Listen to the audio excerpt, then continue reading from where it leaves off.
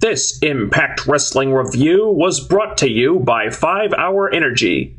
Try it, and the next time TNA try out a woman wrestler from the Indies, they'll listen to me more closely. Damn it, TNA! I said Kaylee Ray, not Casey Ray! Gah!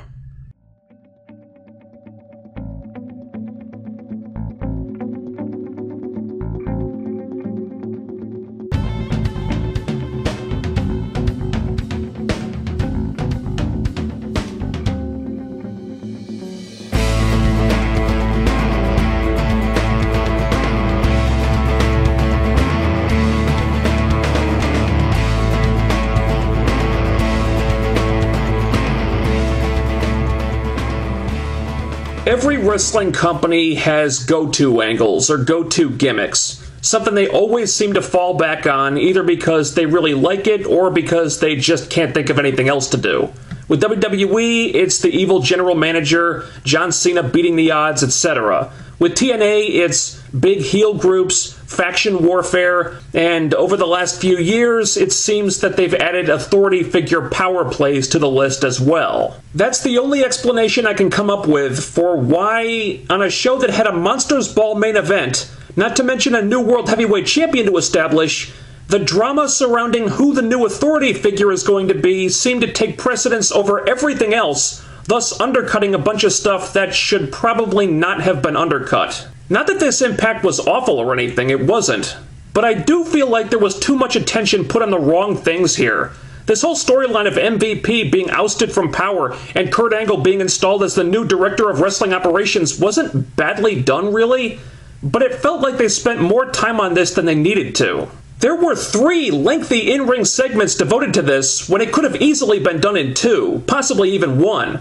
Your first Team MVP comes out to gloat about Lashley's title win last week, and then the board of directors person who we've never seen before comes out and basically says, "You're not the boss anymore because hashtag Deus Ex Machina, I guess." On its own, the segment was fine.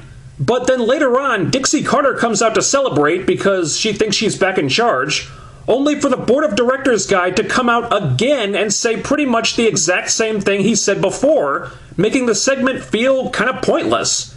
You could have cut this entire segment out and the show wouldn't have suffered for it. Or just combine this and the Team MVP segment into one because you're covering the same information either way. Oh, you were not aware of this? And then they devote the show-ending segment to this too, because God forbid the Monsters Ball match get the main event spot, I guess. I like Kurt Angle in this role. It's a good way to get him on the show while he's still healing up his knee. Although the way this all came about felt rushed and very reset button-esque. It's like with no real build-up or foreshadowing whatsoever, aside from a few vague references on the TNA Twitter page, the board of directors is kicking MVP out of the driver's seat and replacing him with Kurt Angle because they can just do that, apparently? Well, shit, if it's that easy, then why the hell couldn't the board of directors do this during Hogan's reign of tyranny, or any of the other evil authority figures that we've had to put up with in the last decade plus? This all seemed way too simple, and felt like there was a lot that was left largely unexplained here.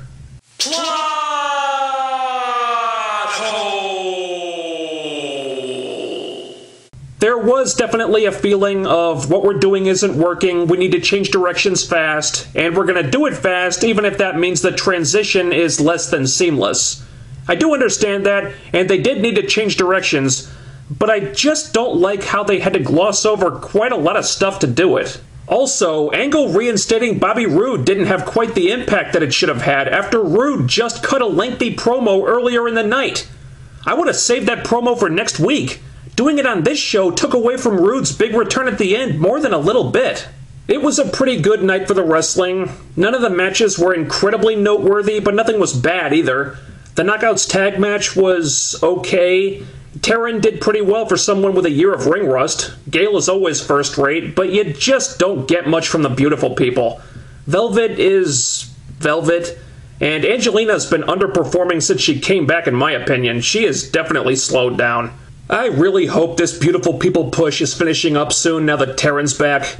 I know I'm not the only one who's bored with these two, and Gale versus Taryn is what people want to see. The writers may want to save that one for a big show, maybe even Bound for Glory, But I've got news for you, TNA. It can't wait that long. No, no, no. There is no way you can organically delay Gale Terran 3 until October with the roster you have. So don't even try.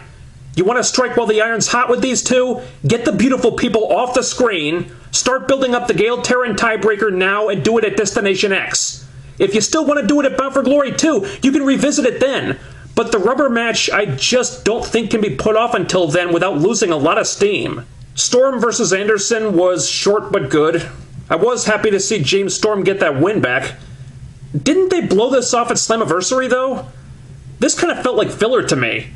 I really don't care to see this feud continue anymore, and I still don't even know why they're fighting in the first place. The X Division made a rare appearance on TV, with Sonata defending the title in a fatal four-way.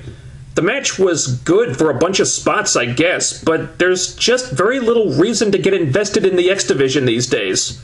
We know what a random X Division match with a bunch of high spots looks like. You want us to actually care about the match? Give the characters a storyline of some kind. Honestly, I thought the backstage pre-tape that Sonata had with James Storm was more interesting than this match. Because they finally seem to be doing something with Sonata's character other than him being Japanese wrestler representing Japan who wins random matches. Also kind of interesting was this thing with Crazy Steve. He's crazy! The Menagerie need money to save the carnival, so Crazy Steve needs the X Division title to make more money. It's not much, but it's some kind of motivation, some kind of story, and that made me want to root for Crazy Steve a little bit. You see, TNA? It doesn't take much, it really doesn't.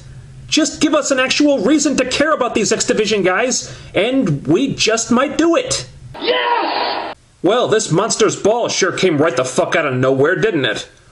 Remember when TNA used to make a big deal out of this gimmick? I guess those days are gone. I don't remember there being any announcement about this. They might have put a match graphic on the Twitter page of the website during the week or something, and then when Impact starts, they're like, yeah, Monsters Ball tonight in case you hadn't heard. But ideally, you'd want a little more promotion than that.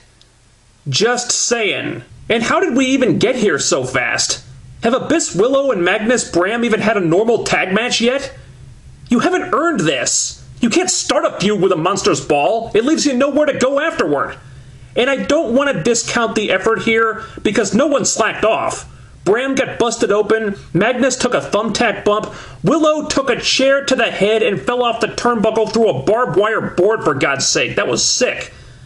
But aside from that, the match felt like a chaotic schmoz to me. I hate when they use Janice. I think Janice is a stupid weapon, I always have. And I thought the match and the four guys in it were done a disservice by having to play second fiddle to the authority figure stuff, which ended up taking away from this match more than it should have. God damn it, who let Tommy Dreamer back into the building? Last week was one thing, but why are we doing this again? If he's back on the roster full time now, I'm gonna... Oh God. EV 2.0 flashbacks.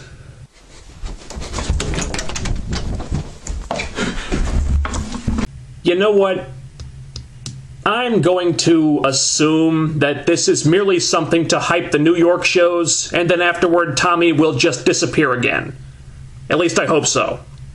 All due respect to the man, but Tommy, I prefer that you stay backstage now. And consider that your only warning. Before the hardcore American icon of wrestling EC3 pays you back for your cowardly and unprovoked assault, you piece of crap. How dare you! So we lose one authority figure in MVP and gain a new one in Kurt Angle. Hopefully that's a sign that all this who is in charge, who has the power stuff is nearing the finish line now, because they've been focusing on this way too much, quite frankly. Case in point, Bobby Lashley. Now I'm lukewarm on Lashley as the world champion, but he does at least deserve a chance to prove that he can make this work.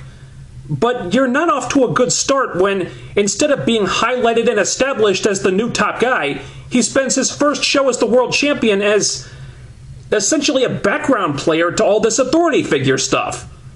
I don't see how that helps you. And while this may have been a necessary change in creative direction, it really felt like the wrong things got overshadowed in the process this week.